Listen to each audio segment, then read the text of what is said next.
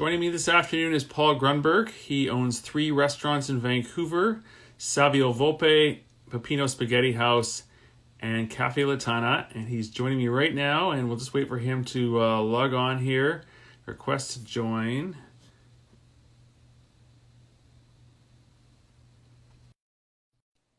And it looks like we've got Paul here. Are you on your own, or are you on should be on Savio? Are you on your own account or Savio's account? Savio. You are? Okay. It's hard to tell here, but I'm not sure. Maybe sure. I am. I don't know. I think you're on your own, but it doesn't matter. Whatever you want to do. Okay. Well, rock and roll. Okay. Right, want me to switch it out? Maybe I am. It'd be better if you were on the Savio one, but okay. Let me just X out of here. Sure. So as Paul is doing that right now, he'll come back on in a minute on the Savio account, and we will talk restaurant industry in Vancouver during COVID and everything else that's happening right now. So we'll just wait for him to come back on right now. Here we go. And are we there?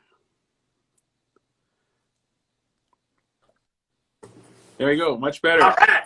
All right. Hi, Paul. Nice to have you with us. Hey. So we've been talking throughout COVID now since March, and you and I had talked several times about your various restaurants and what was happening in the industry and everything else. And obviously now a lot of things have happened, although COVID sort of is still at play. For you, because you grew up you worked in the restaurant industry for many years yourself before owning your own restaurants. So for right now, would you say that it helped you having worked in the restaurant industry for many years prior to owning, or would you say it wouldn't matter if you had no experience in the restaurant industry whatsoever and just opened a restaurant? No, I definitely think that past experience helps guide you in anything you do. I don't think that anyone was prepared for this pandemic. And what it meant to any small business, restaurants, nail salons, hair salons, dental offices, you name it, everyone's been impacted. And I don't know if past experience can really help navigate this. I think what has helped me navigate this is a really supportive family life and a really amazing leadership team, and just having the confidence knowing that you got to go for it, and you can't. I didn't sit back at all. I went full throttle, and I kind of went into the eye of the storm and navigated it. And I feel like I've come out of it not only a stronger businessman, but a stronger person. And I know that my associates and my leadership team that have been with me, they've done an incredible job, and I think they would all feel the same way. So to your question. Past experience, I don't think would have helped navigate this situation. I think experience in general helped, but I don't know. It's a really tough one, Richard. It's been a really massive challenge. Every day is a challenge. So you have 3 Italian restaurants in the city. So when you started off, I'm going to open my first, well, you had L'Abattoir before, but after L'Abattoir, when you're opening your first restaurant, how did you decide Italian cuisine was what you were going to do? Hey, Phil. There he is. I think that, look, when I opened L'Abattoir 10 years ago, 11 years ago, my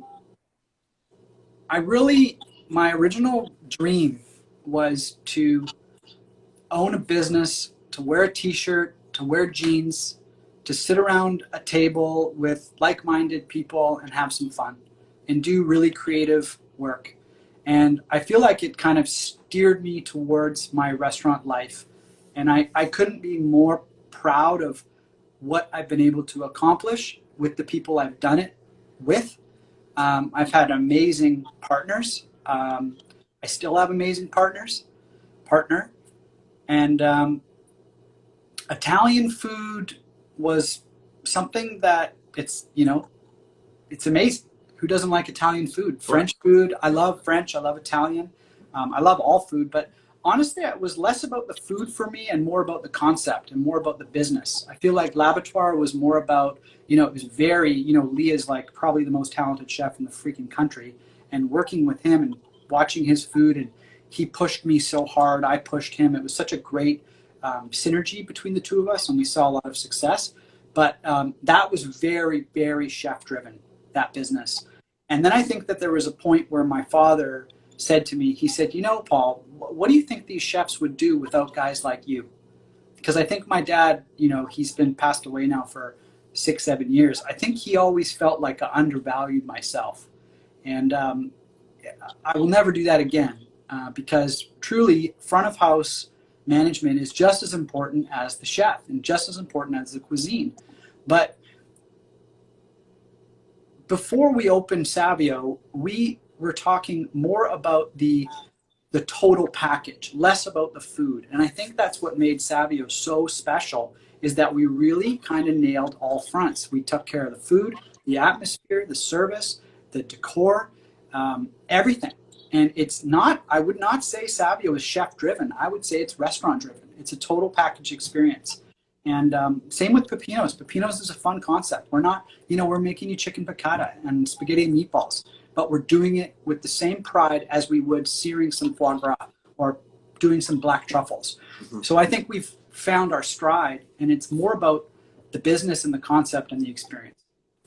So COVID has affected everybody worldwide. So it's not like a Vancouver situation, it's a global situation.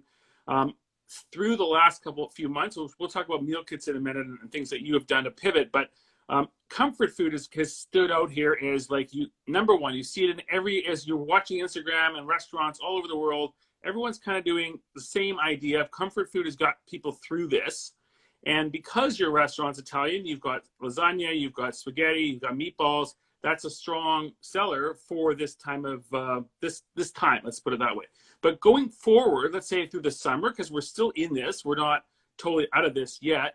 Do you see comfort food like this range following the same wheel, I guess, or do you see that changing at all? Richard, comfort food is always going to be comfort food. And if you look at the stock market during the COVID pandemic and you look at the food brands that were doing exceptionally well, Papa John's, their stock went through the roof. Pizza, everyone loves pizza. Everyone can identify with pizza, with food, with spaghetti and meatballs, whether you live in Thailand or whether you live in North Africa, whether you live in the United States, everyone can identify through a piece of food. So to the short answer of your question, comfort food will always be around. And it's up to you as the person who's cooking it or serving it to make it that much more delicious than the next guy. Because at the end of the day, it's a bit of a dogfight in the restaurant world, and you know that. And it really comes down to how well you can cook your spaghetti and meatballs. You can cook for your, your pasta. But comfort food is always a thing. And Anthony Bourdain, I think we all celebrated his death, his dying, I think it was last week. And he was someone who I looked up to incredibly. And I remember the day when he died. I was in bed, and my wife, Emily, came into the bedroom, and it was probably early in the morning, and she said, Anthony Bourdain's dead. And I was shocked. I was totally blown away, and it was really sad, and it still is really sad, because I think we've lost not only an ambassador in the food world, but in the politics world. And that guy sent such a strong message that food is politics as well. It's everything. Food is our lives. So this pandemic has really created a space, and there's little cracks of light in the walls where a lot of people can see through it, but the path of making someone feel good is food. So whether it's a lasagna or a pad thai or a spaghetti and meatballs, food is how you make people feel good. So there you go. So let's talk about pivoting. So that has been a buzzword for a while now, and a lot of people are having to do things very different than they've done it in the past in Vancouver or anywhere else. So for you, because you stayed open throughout the whole way, and you did things a little bit differently, how did you sort of decide this is what I'm going to do? I'm going to offer meal kits at Caffe Latana. How did you decide this is what we're doing, or did your whole team collaborate with you to come up with that, or was that sort of like, I'm doing this? Well, we didn't really have much of a choice because we decided as a team that we weren't going to lay down. So, I mean, that's right, Papa John's. We didn't want to lay down. And, you know, I'm very, very blessed and fortunate to work with the people that I work with. Every single one of the associates that were with me at Ground Zero we were all aligned and vision oriented, and we knew what we needed to do, which was try and survive, because I don't think anyone really fully understood what was about to happen and what is still happening, and it's still survival for a lot of people. But you know, the word pivot is like the buzzword of the year, I guess, so far.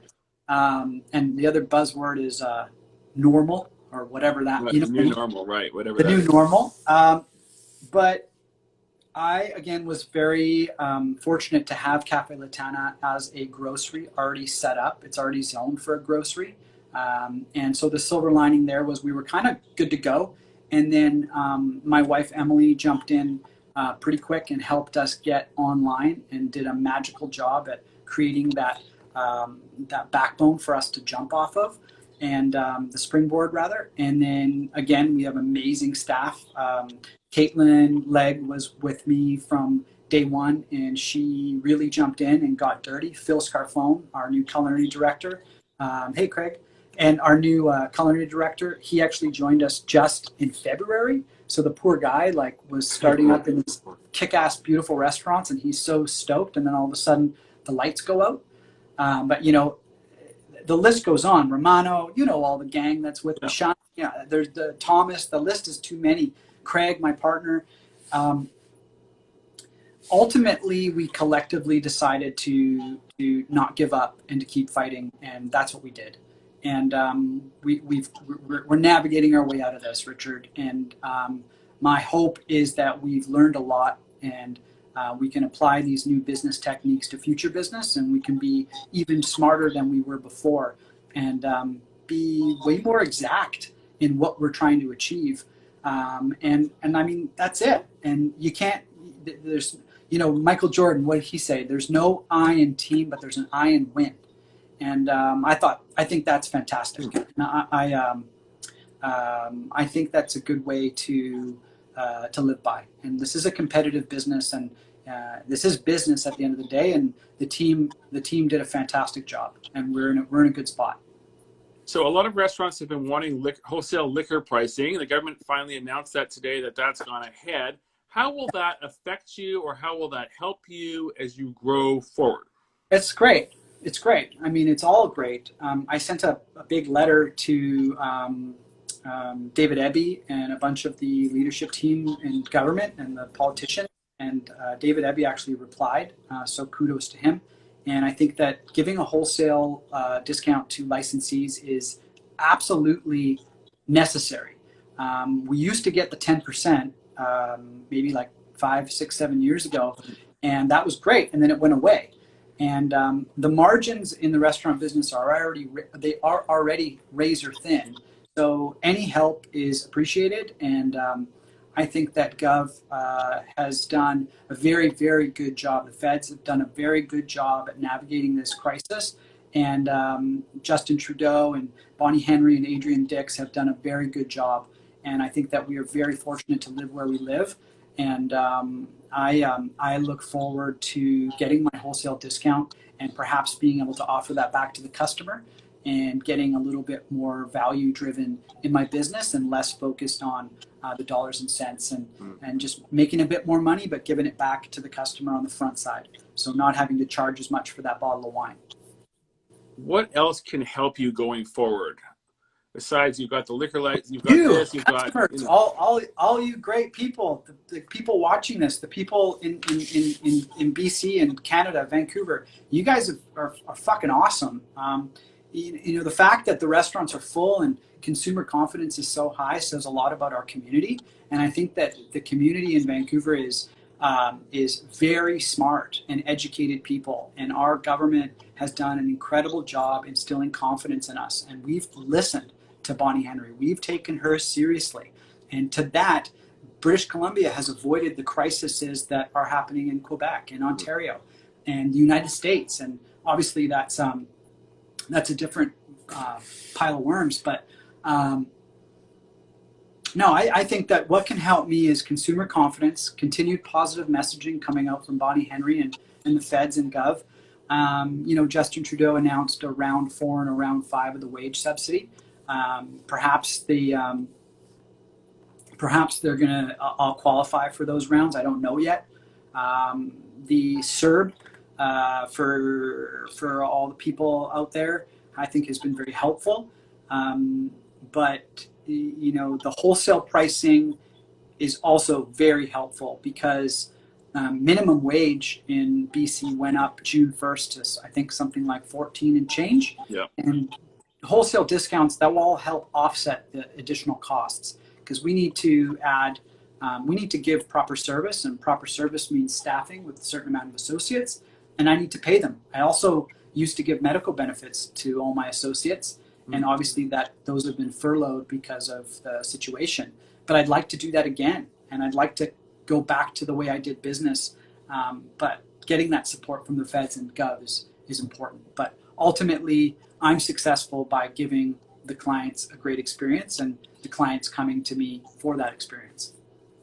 And you've always been like that. I mean, you provide the experience, and everybody knows that. Everybody who's following you today is saying the same thing, which is great to see.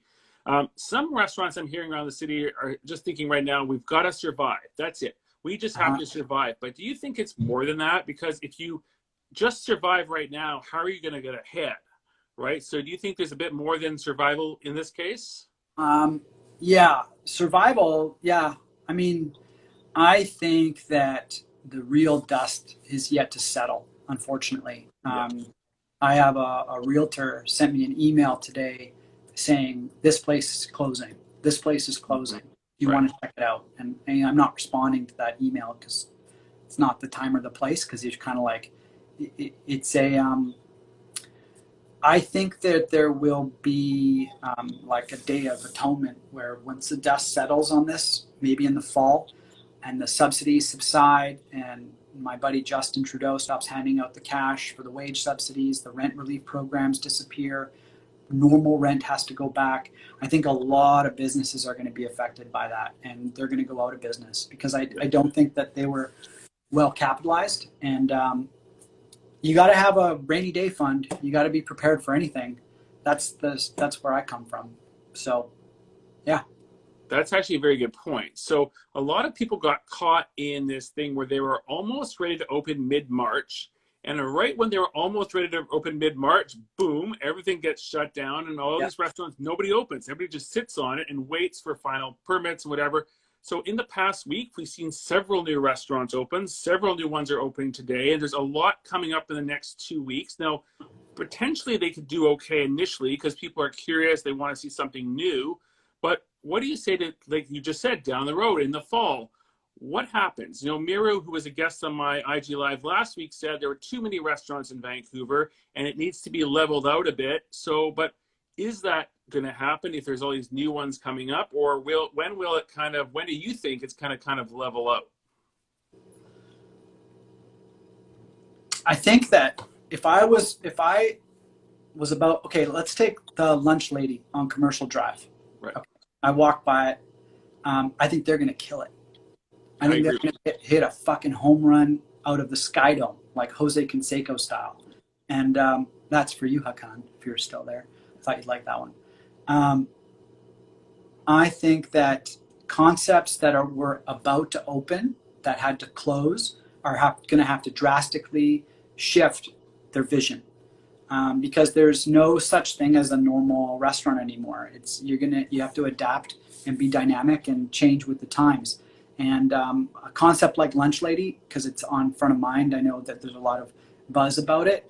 I think they're going to kill it because I think people, like you said, are looking for that food that makes them feel good. They're looking for fast-paced service, no fuss, no muss. They'll pay. People still have money. They'll pay, and they're going to do great. But I think downtown restaurants are in really bad shape. I think that, the fine dining, I don't see that there's a marketplace for that. I think neighborhoods are always going to kind of reign supreme because people want to be supportive to their communities. Same goes for like hair salons, flower shops. I think that the silver lining here is the focus is now shifted to those communities. And that's why I think Vancouverites and people that live in BC are so wonderful, because they're so adaptable and they want to support community. And I think that's what's going to get us through this. And as far as restaurants being leveled out and the playing field, I don't know if I would agree with that necessarily. More so, I think that even a harsher way to put that would be the sheeps and the wolves. And I know that may sound a little bit crass, but you know what? It's business. And I just think there are going to be a lot of closures. And it's sad. But is there too many restaurants? I don't know. Is there ever too many restaurants? Like, how does New York do it? They do it through population. They do it through their diners being excited to go out on a Friday night for a drink or a tapas. And, you know, look at the boys up on Main Street, Como. They have concepts like that where you can bounce around and have fun. And I think that goes hand in hand with the city of Vancouver relaxing some of these laws and allowing people to have fun. And then the people just need to be, responsible. And let's have fun. Let's go spend a bit of money. And you know, the rent is an issue in Vancouver. There's a lot of issues that I think that the city of Vancouver needs to take note of and needs to support small business. And we want entrepreneurs. We want small business. Small business is the economic backbone of our country.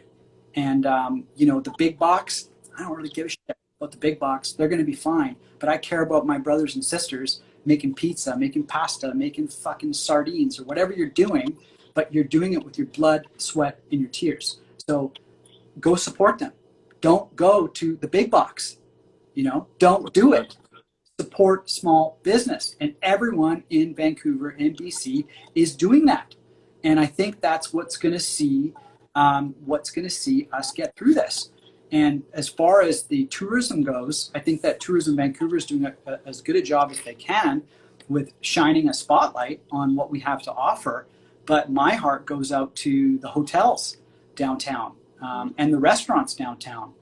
There's no tourism. There's no cruise ships. Zero. Yeah. Zero. So, you know, if you were thinking about going out for dinner tonight, think about going to visit my buddy downtown, Caffe Medina. They rely heavily on tourism.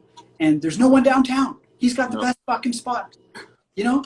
Yeah. Nightingale, another restaurant. I think they're doing okay, but go support these local businesses that are in the downtown core because they need it. And support I don't know. Well, a lot of people are saying that people who normally work downtown are living, you know, they live out in the suburbs and they're not working downtown, but they're working from home. So the suburb restaurants are actually very busy. All these restaurants in Langley and Surrey and Coquitlam are very busy. So it's a totally different thing, but downtown's quiet. So that is an issue. And I don't know, like, you know, people will go downtown if there's some entertainment, that kind of thing, but that doesn't really exist right now either. So it's a little bit of a trick. And I don't know, you know, the restaurateurs have to become creative downtown and how they're going to do it. Yeah. Yeah. I was talking to my buddy, Robbie Kane. He's a good friend down at Medina. And, you know, we talk all the time. We kind of compare notes. And the fact is downtown, even, you know, these big corporate, big box offices are now discovering that people can work from home and be more, they can be more productive working from home rather than going downtown. So, you know, Amazon is slated to come to the Post in a few years. Are they still going to come? Is there even going to be a downtown core? Because if you can avoid the rent cost and the you know, the furnishings of a downtown office, and you can just have satellite offices from home, and you can do Zoom calls and team calls, why wouldn't you do that? I mean, it makes sense, right? So I think everyone just needs to continue to adapt and be patient and be aggressive and listen to what your clients want. And that's it. I mean, downtown's a tough one. I'm not going to lie. I'm glad I'm not downtown. I'm not going to lie. You're fortunate there. Yeah. So Patios was another big one. People wanted patios in the city, and we kind of needed it. The city jumped on it really quickly. They put like 45 new patio licenses out last week. There's a lot more to come. Are your restaurants looking to do that as well? I've got working on a patio situation down on Commercial Drive. We're actually going to be reopening Pepino's Spaghetti House next week. We're going to come out with a more formal release, and we just did staff training today. We're really looking forward to reopening Pepino's. It's we're changing up the menu concept slightly. It's still going to be the old Italian American red sauce, but just a little bit different. Obviously, capacity will play a role there. But we do have a patio permit that we're working on to put in the loading zone right out front, kind of like a parklet. And I'm working with Chris from Blue Diamond Hospitality. She's an ace, and she's helping us navigate our licensing and our permitting, just so it can get this rubber stamped as fast as possible. And, hats off to the City of Vancouver for approving Como Taperia's patio. And I really hope that everyone looking for patios out there gets them. No questions asked. I think it's like, you got to do it. Otherwise, all these restaurants are going to be gone, because capacity is an issue, and it always will be an issue until there's a vaccine. So patios, yes, they are important. And if you can do one, do one. Savio Volpe, I don't think we're going to do a patio because the room there is just so airy and bright, beautiful. We've plexiglassed it. We've done a really great job at making it, COVID proof, so to speak, and it's going really well. So I don't want to mess with that. I don't want to mess with that ethos of it's doing well, don't fuck with it, So one thing that happened during COVID is you joined Instagram. Yeah. So this was interesting. All your restaurants are Instagram, you weren't on it, and then Yeah. one day, boom, Paul Grunberg joins Instagram. Yeah. And you've done an incredible job is engaging with your customers and with other restaurateurs around. What would you say to other restaurants? They have their restaurant Instagram, but do you think the owners should kind of like get involved? I think I never wanted to be on Instagram because I just wanted to keep my head in the sand. And I feel like the COVID thing, I think I came home and I said to Emily, my partner, and I said, look, I think I got to do this. I had no idea what to do. She helped me do it. Tristan, who does our social media at Savio, Pepino's Latana, is like a magician. And she kind of gave me some pointers, and I just did it. Like, Instagram's cool. Like, if it's not on Instagram, it didn't happen. Is that what they say? Right. Yeah. I'm having a lot of fun. I got one of those green eggs, and right. I want to talk about the green egg in a minute, but yeah, go. But bottom line, it's up to you. If you want to be on Instagram, be on Instagram. If you don't do it. But it's been a great way for me to connect with old friends, new friends, create relationships, promote my businesses, be a part of the community, kind of show what I'm doing, show what the teams are doing. It's been great. And I tell you, this social media thing, it's really something. So I encourage it. I think it's cool. But if it's not for you, it's not for you. Don't come to the party. Not invited. So the green egg. So I knew about the green egg before, but you've really pushed the green egg in the past little while, and beautiful steaks and beautiful chicken that you're barbecuing on this green egg. So tell us a little bit about that, because a lot of Instagram influencers are doing this with all the restaurants. We all do this with you. But for you, you're doing this from home, and it's not even necessarily about your restaurant, but it's about really good looking product. Well, we did this.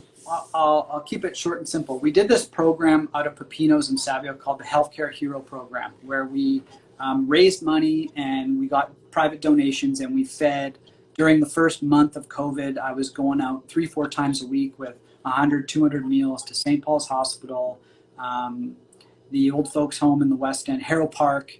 I was going, it was crazy. And it was myself and Romano were loading up my car, and we were going. And one day I was driving by, it was like one of those mornings where it felt like it was apocalyptic.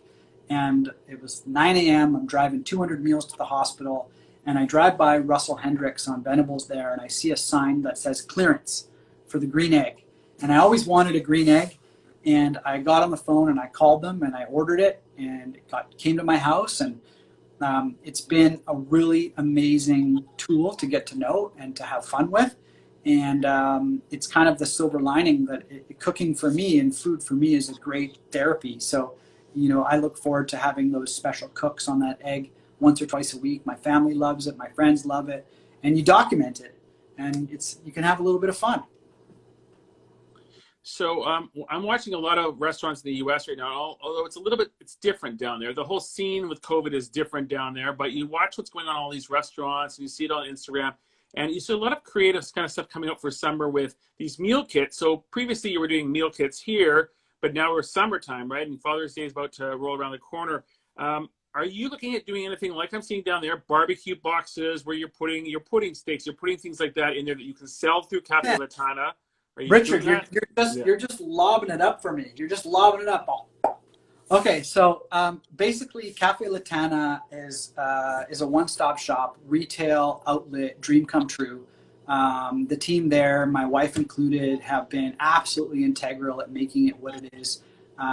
Working with a wonderfully brilliant photographer, Hakan, from the Tutorialist.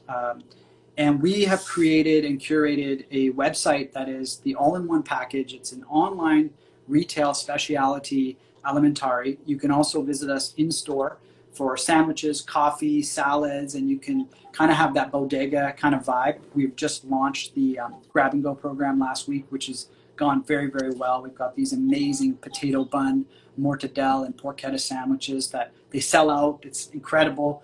We do these donut features on the weekends. But yes, we do a lot of meal kits. We do a lot of like pasta kits, pizza kits. Sorry, I'm just getting a little pop up. We do pizza kits, pasta kits. You know what? If my wife is watching right now, Emily, if you're there, why don't you create a little quick discount code and we'll call it Van Foodster 15. So anyone that's watching, give us a few bit of time, and I'll text Emily. She's at home with my little guy. We'll create a Van Foodster 15. So Van Foodster 15. Go to cafelatana.ca and check out the website. Punch in Van Foodster 15. Get a little discount. But honestly, the cafe is awesome. We get a lot of inspiration from the local purveyors. We work with Two Rivers, Legends Hall, Zachlin Farms, Bosa, Valroso, La Grata, all the beautiful vendors that you guys all love and know. And we showcase their products and we sell them online. We deliver. It's awesome. So we're working really hard at that, and quite proud of that. So for people that aren't in the restaurant game right now, but let's say people are always thinking of new restaurants and that kind of things to do, what would you say to people right now thinking, okay, it's COVID, maybe it's over, it's kind of coming to an end, we don't know, let's open a restaurant now, let's create something, whatever. Would you say do that now or hold on? My friend, I would say good luck. I don't think that anyone should be opening restaurants until there's a vaccine. I think that you can go open business, small business, and I've got my eye on a few things, but I wouldn't do the old. That's like just got called. You froze. I personally. Am I back? You are back. Yes. Okay. I would steer clear of the sliding doors, and I would just be patient, work with what you have, try and get your concept future-proofed, and work with what you have before going to start something new. I think you'd be taking an incredible risk. I also think that banks are even more reticent to lend money at this point, and I would think about it. I'm not going to give you any ideas, but I would think about it. So lastly, what is there anything else that you guys are planning to do over the summer? I think that on a personal level, I look forward to spending time with my beautiful family in the North Shore and taking a few deep breaths and just being present. And I have two beautiful boys and my beautiful wife, and I'm looking forward to spending time with them in the moment. I think that's been a big lesson for me, and I'm working really hard. And this restaurant industry is a tough one, and it didn't make it any easier with this pandemic. So on a personal level, that is what I'm looking forward to. And on a professional level, I'm looking forward to continuing to be dynamic in my business and succeed and have fun, because business is fun. And it's fun to be creative, and it's fun to win. And it's not necessarily about making money all the time. it's just exciting, and it has been very exciting to say the least in this last 3 months. And I know it's going to continue to be exciting, because just when it's not exciting anymore, you're bored. Right, of Uh, course. I think professionally, continue to work 6-7 days a week and put my head to the grindstone, and just keep pushing on and working with the great team that I have. I'm very fortunate. You are very fortunate. You do have a great team, and that's, I But, think, that's what's keeping everything going, right? You're doing great stuff, and you've got a lot of people excited here. yeah, again, there's no, you can't do everything by yourself. And to have 3 properties and to have this many associates, we all have to share the same vision and the same goals. And I'm pretty damn sure we all do. And it starts with me and my partner Craig being aligned. And he's got a brilliant studio, St. Marie Art Design, commercial studio, and he's got a ton of great ideas. And together we were able to synergize and make sure that our associates and our leadership team understand our vision. And my leadership team, they're all wonderful. Romano, Caitlin, Phil, Lisa, Shiva, Keith, Dan, Christine, Thomas, Harrison. Like, honestly, man, if I was going to go to war, which I've been going to war, these are the people that I want with me. And I'm so proud of them. And it's going to pay off. Hard work pays off. It's going to be fun. Right, I agree. So thank you again for joining me this afternoon. And people can watch this. You can watch this session very, very shortly on my Instagram. Thanks. Great, thank you. And hey, Richard, not for nothing. Thank you for your support. You've been in the community for a long time, and you've really put small business in the forefront in this pandemic. And now that I'm on social media and I'm watching what's happening, is hats off to you. Hats off to all of the social media influencers who have dug deep and helped small business get back on their feet. And I don't know what the metrics are for what you do necessarily, but thank you. And thank you to the community. Thank you to the customers that have come to my restaurants. Thank you to everybody, because without you, I got nothing. And no matter how good your spaghetti and meatballs are. So I don't know. I appreciate you, and I appreciate everyone out there. So thank you very much. Thanks. Thank you.